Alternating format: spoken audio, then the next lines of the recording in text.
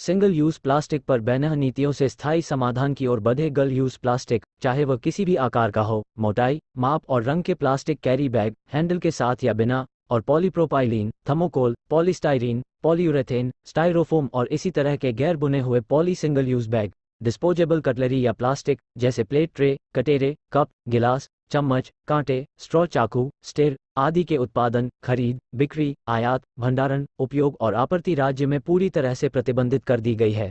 इतना ही नहीं, पर्यावरण, वन और जलवायु परिवर्तन मंत्रालय, केंद्र सरकार ने अपनी 12 अगस्त 2021 की अधिसूचना में कहा है कि 1 जुलाई 2022 से पॉलीस्टाइनिन के निर्माण, आयात, भंडारण, वितरण, बिक्री और उपयोग को पूरी तरह से प्रतिबंधित किया गया है।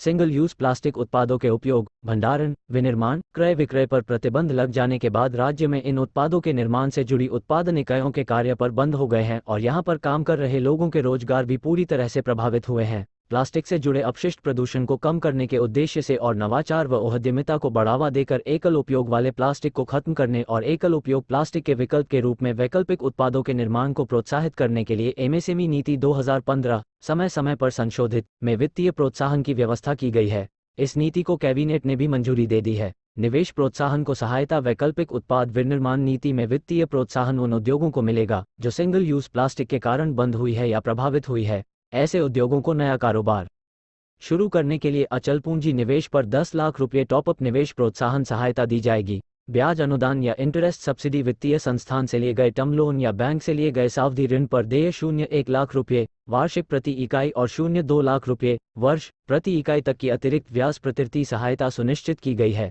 एसजीएसटी की सब्सिडी इस नीति से कई इकाइयां प्रभावित हुई हैं। उनके वैकल्पिक उत्पाद के विनिर्माण की दिशा में चल रहे उद्योगों के विविधीकरण या नए उद्यम की स्थापना के लिए नए प्लांट और मशीनरी की खरीद पर लगने वाली जीएसटी से राज्य सरकार को जो लाभ प्राप्त होना है, उस पर 20% की सब्सिडी प्रदान की जाएगी। उपरोक्त सभी सुविधाओं का लाभ केवल उन्हीं इकाइयों को मिलेगा जो केंद्र राज्य सरकार के प्रतिबंध आदेश के कारण प्रभावित या बंद हो गई हैं।